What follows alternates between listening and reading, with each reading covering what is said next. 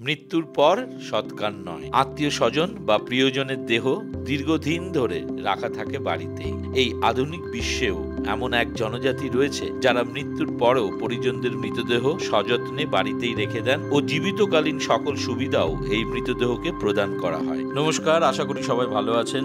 Uncut ট্রুথে আপনাদের সবাইকে স্বাগত জানাই। তোরাজা ইন্দোনেশিয়ার পার্বত্য অঞ্চলের একটি উপজাতি গোষ্ঠী যারা তাদের জটিল ও অনন্য মৃত্যু সংস্কৃতি এবং মৃত্যুর পরের জীবন সম্পর্কে গভীর বিশ্বাসের জন্য পরিচিত। মৃত্যুর পরের জীবনকে এরা অত্যন্ত গুরুত্ব দেয়। তোরাজাদের কাছে মৃত্যু জীবনের একটি অবিচ্ছেদ্য অংশ এবং অনন্ত জীবনের চূড়ান্ত মাইল ফলক, যেখানে তারা বিশ্বাস করে যে মৃত্যু মানুষের জীবনযাত্রা শেষ করে না, বরং এটিকে একটি নতুন জীবনযাত্রায় নিয়ে যায়। ইন্দোনেশিয়ার তোরাজা সংস্কৃতি হল মূলত সুলাওয়েসি দ্বীপের একটি পার্বত্য অঞ্চলের তোরাজা জনগণের সমৃদ্ধ ঐতিহ্য ও প্রথা, যা তাদের অনন্য অন্ত্যেষ্টিক্রিয়া, বিস্তারিত সামাজিক রীতিনীতি ও ধর্মীয় বিশ্বাসের জন্য সুপরিচিত। এরা তিনটি জিনিসে বিলিভ করে: লাইফ, ডেথ এবং আফটার লাইফ। তোরাজানরা অস্ট্রোনেশিয়ান ভাষা পরিবারের অন্তর্গত এবং বুগিনিজ ভাষা থেকে এই তোরাজা শব্দটি এসেছে, যার অর্থ উচ্চভূমির লোক। তোরাজানদের সংস্কৃতি তাদের প্রাচীন অ্যানিমিস্টিক ধর্ম আলুক্ত দোলো বা পূর্বপুরুষদের পথ থেকে উদ্ভূত, যা তাদের দৈনন্দিন জীবন, কৃষি এবং সামাজিক সম্প্রীতি পরিচালনা করে। এই গোষ্ঠীর ঘর বাড়িগুলো নৌকোর শেপের মতো হয়, কারণ এরা মনে করে যে এদের পূর্বপুরুষরা নৌকো করেই এই দ্বীপে প্রথমে এসেছিল, তাই নৌকোর স্মরণেই তাদের ঘর বাড়িগুলো এরকম দেখতে। আর অন্য একটি কারণ হলো মোষ বা মহিষকে এরা শুভ হিসেবে মানে। এদের বিশ্বাস তাদের জীবনযাত্রায় মহিষের অবদান উল্লেখযোগ্য এবং তারা বিশ্বাস করে যে মোষ বা মহিষী মৃত ব্যক্তিকে পরকালে যাওয়ার পথে সাহায্য করে, তাই মোষের স্মরণে এবং তার দুই শিংয়ের আদলেও দেখতে হয় এদের ঘরবাড়িগুলো। এই ধরনের বাড়িকে টংকোনান বলা হয়। কোন পরিবার কত বিত্তশালী তা বোঝানোর জন্য এদের বাড়ির সামনে এই পরিবারের দ্বারা অন্ত্যেষ্টি অনুষ্ঠানে উৎসর্গকৃত মোষের শিংগুলো সুন্দরভাবে সাজিয়ে রাখা হয়। যার বাড়ি বা টংকোনানের সামনে যত বেশি মোষের শিং সাজানো থাকে তিনি তত বিত্তবান। এরা বাঁশ ও কাঠ দিয়ে এদের ঘরবাড়ি বানায়। বালি ও সিমেন্টের ব্যবহার হয় না বললেই চলে। বাড়িগুলোর গায়ে সুন্দর সব ডিজাইন আঁকা থাকে। এরা মূলত কৃষি কাজ করে। এই মানুষজনের কথ্য ভাষা হলো তোরাইন। এই তোরাজা উপজাতির লোকেরা বিশ্বাস করে যে মৃত্যুর পরও আত্মা মৃতের বাড়ির মধ্যেই থাকে। সেই জন্যে কারুর মৃত্যুর পর তারা সযত্নে তাদের প্রিয়জনের মৃতদেহ নিজেদের সঙ্গেই রেখে দেন ওপেন কফিনের ভেতরে। শুধু দেহই তারা আগলে রাখেন না, মৃতদেহের জন্য প্রতিদিন ৩-৪ বার খাবার দেওয়া, পোশাক পরিবর্তন করা, জল দেওয়া, এমনকি নেশাদ্রব্যও তার জন্য রেখে দেওয়া হয়। মৃত্যুর পর দেহের পচন ধরা স্বাভাবিক, তাই এই পচন রোধ করতেও বিশেষ ব্যবস্থা নেন তারা। ফর্মালডিহাইড, জল ও নানান জড়িবুটি দিয়ে মৃতদেহকে বিশেষভাবে তারা সংরক্ষণ করে, ফলে দুর্গন্ধ ছড়ায় না। তোরাজা উপজাতির মানুষজনের বিশ্বাস পূর্বপুরুষ বা পরিজনদের এভাবে যত্ন নিলে পরিবারের উন্নতি হয় এবং পূর্বপুরুষ বা মৃত আত্মীয়ের আশীর্বাদ সবসময় তাদের সঙ্গে থাকে। তোরাজাদের অন্ত্যেষ্টি অনুষ্ঠান বা ফিউনারাল এই বিশ্বের সবথেকে কস্টলি ফিউনারাল অনুষ্ঠান। এই অনুষ্ঠান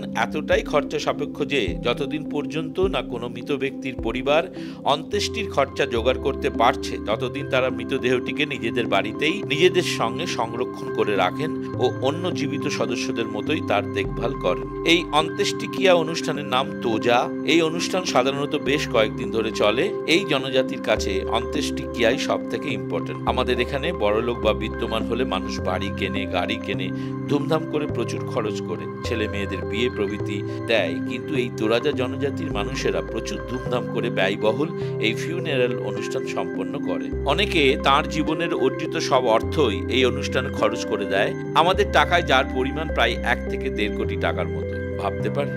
এই অনুষ্ঠানে প্রচুর পরিমাণে মহিষ ও শুয়োর ঈশ্বরের নামে উৎসর্গ করা হয়। অ্যালবিনো বাফেলো বিত্তবান মানুষেরা উপহার হিসেবে দেন, যার একটির দাম আমাদের টাকায় প্রায় ১০ লক্ষ। এই অনুষ্ঠানে মৃত ব্যক্তির প্রতিকৃতি হিসেবে তোরাজান মূর্তি, যাকে টাউটাউ বলে, ব্যবহার করা হয়। এই মূর্তি হলো মৃত ব্যক্তির জীবনের প্রতীকী উপস্থাপনা পরবর্তীকালে, যা তাদের কবর ঘরের পাশে বা সামনে স্থাপন করা হয়। সব বয়সের মানুষজনকে নিয়ে গ্রুপ ওয়াইজ চলে নাচ, গান, সমবেত ক্রন্দন প্রভৃতি।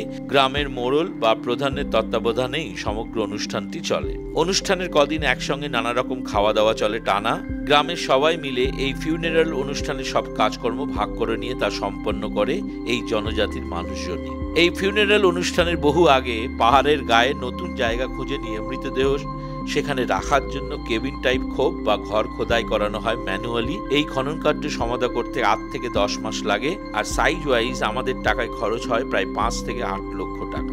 যার যত আর্থিক ক্ষমতা সে তত বড় বা সুন্দর এই খোদাই করা কেবিন বানান। বহু যুগ আগে এরা কফিনে করে মৃতের সকল ব্যবহৃত জিনিসপত্র সহ পাহাড়ের গুহায় রেখে আসতো মৃতদেহ। তারপর এরা পাহাড়ের গায়ে বা ঢালে খোদাই করে কেবিন বানিয়ে সেখানে মৃতের ব্যবহৃত ও প্রয়োজনীয় সকল জিনিসপত্র সহযোগে মৃতদেহ কফিনে করে রেখে দেয়।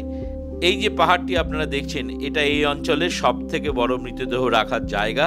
সব বয়স মিলিয়ে এখানে প্রায় 200টির ওপর মৃতদেহ রাখা আছে। তোরা যারা মূলত গুহা, খাড়া পাহাড় বা পাথরের দেওয়ালে খনন করে সেখানে মৃতদেহ রেখে দেয় বা কবরস্থ করে। বর্তমানে এরাও আধুনিক হচ্ছে, তাই এই উপজাতিদের কোনো কোনো গ্রামে ফিউনেরাল সাইট তৈরি করা হয়েছে, যেখানে ছোট ছোট কটেজ তৈরি করেও কফিনে করে মৃতের ব্যবহৃত ও প্রয়োজনীয় সব দ্রব্যাদি সহ সেখানে মৃতদেহ রেখে দেওয়া হয়। কিছু কিছু ক্ষেত্রে পাথরের দেওয়ালে বারান্দা, জানলা বা রেলিং বানিয়ে সেখানে ওয়াকিং ডেড বা তোরাজাদের ভাষায় টাটুয়া মেট, অর্থাৎ একটি হাঁটা মৃত বা জীবন্ত মৃতের মতো দেখতে একটি টাটুয়া বা টাউটাউ নামক কাঠের মূর্তি রাখা হয়।